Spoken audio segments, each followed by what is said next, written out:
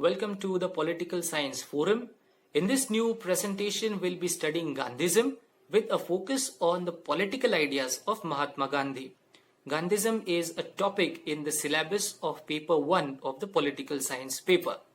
In this presentation, we'll be studying Mahatma Gandhi as a political leader. We'll be studying the ideas of Mahatma Gandhi as political ideas, and we'll try to understand the significance of these ideas. Broadly, we'll be covering these three ideas, that is the doctrine of trusteeship, Charkha in Swadeshi, and Sarvodaya.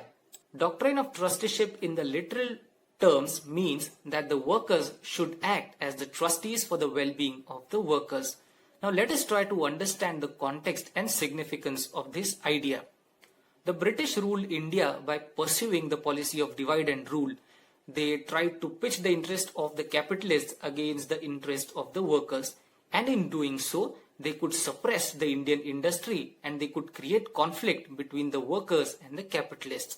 The doctrine of trusteeship tried to negate this policy of divide and rule.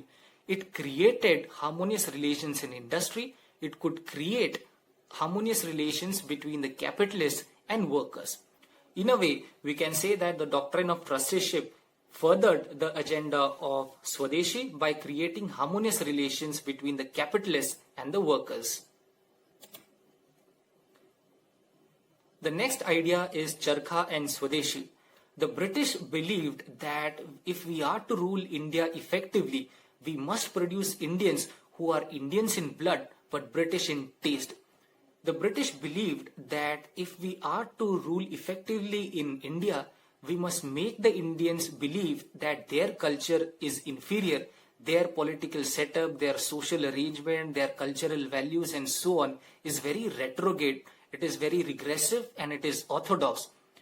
While at the same time, the British tried to showcase that the British mannerism, the British ideas, the British political ideas were very progressive and that the Indians were to benefit out of the British rule in India.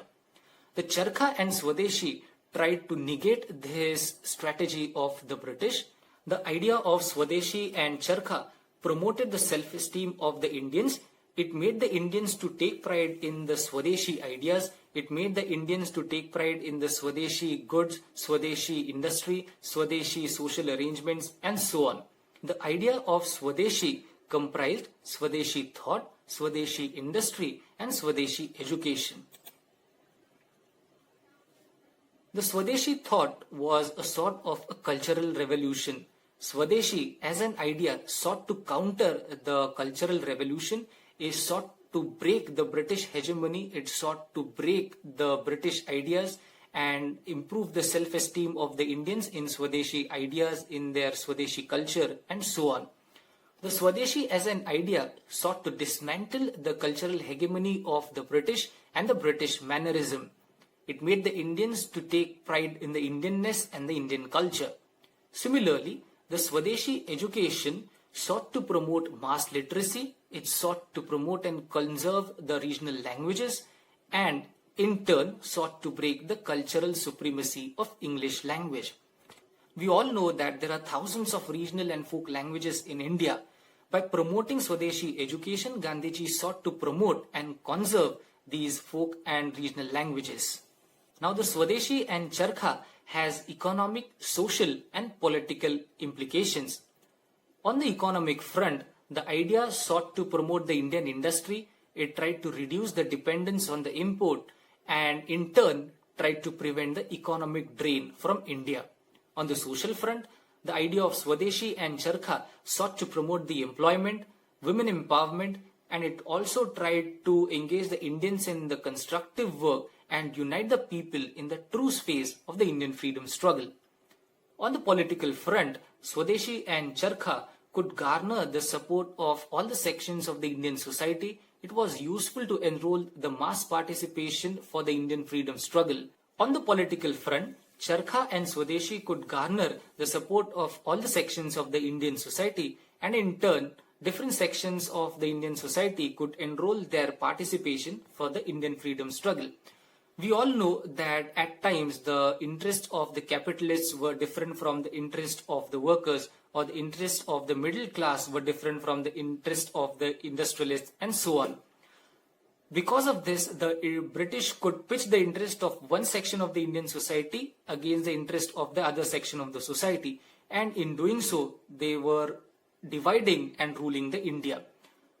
However, the Charkha and Swadeshi was a sort of a common uniting idea for all the Indians, as all the Indians could benefit out of Charkha and Swadeshi. So the Charkha and Swadeshi was a common uniting point for the Indians.